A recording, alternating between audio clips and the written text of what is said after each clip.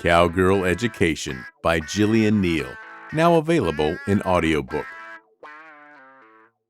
It's nearing 11. I'm late for breakfast. You had every right to call me on it. He stared directly into her eyes, needing her to believe what he was about to tell her. I meant what I said last night. I had to get my head straight. I'm telling you up front, I didn't used to make the best decisions in my life. I've been in jail and in rehab for drug abuse. That was years ago, and I've been clean every moment of every day since. Now I never do anything without a great deal of thought about the consequences. That's how I've stayed clean. Thoughts about you kept me up most of the night. Declan, we barely know each other.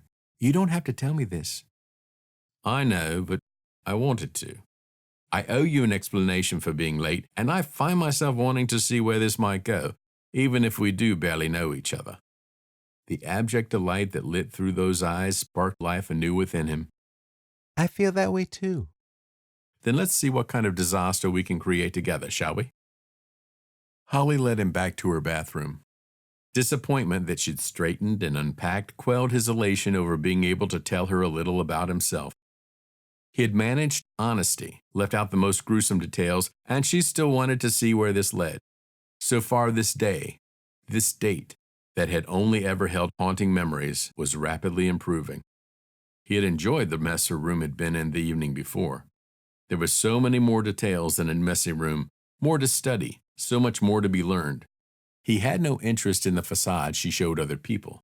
He wanted her raw, open, exposed, and vulnerable only to him. Long way to go before he could earn that kind of trust. She spun in her bathroom, gave him another one of those impish grins, and unbuttoned her blouse.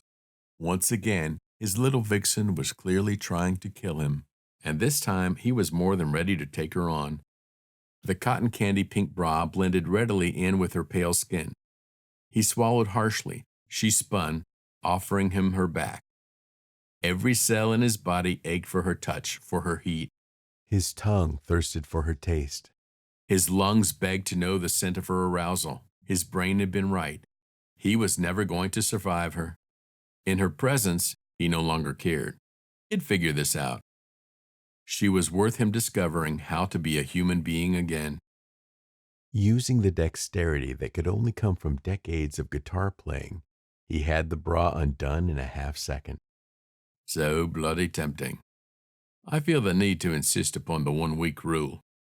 Would that be the "we can screw each other senseless but not until we've been dating 1 week" rule? Precisely. Breakfast this morning can be date 1. Dinner tonight can be date 2. I'll come over every night you'll allow me this week, take you out, stay in, whatever you want, and then my band is playing back at our bar Friday night. That night, darling, you're mine. Intrigue, desire, and a playfulness that was going to be his undoing paraded through her eyes. I've never been asked out on an entire week of dates all at once before.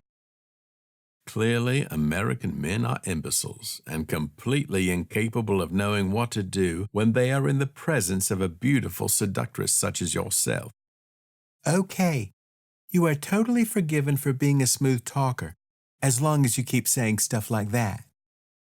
As Declan began administering the ointment to her tattoo, he let his breathy chuckle slip over her shoulder. He wanted to watch her body respond to his breath. She didn't disappoint. You haven't officially agreed to the aforementioned dates. Maybe I plan to string you along, she sassed. Cruel and unusual punishment. Have to up my game. Wrapping one arm around her waist, he strategically positioned her sexy little ass, caught up in a pair of Wrangler blue jeans, against the bulge in his trousers. You'll find I can be as persuasive as you need. So can I. Clearly, he half moaned against the torturous friction she was creating with every sexy sway. I take it Duffy's is our bar? Naturally. It's really cool you're playing there. You must be pretty good. Indulging himself in a quick grind of his pelvis against her, he chuckled. Trust me, my love. I am very, very good. CowGirl Education by Jillian Neal, now available in audiobook.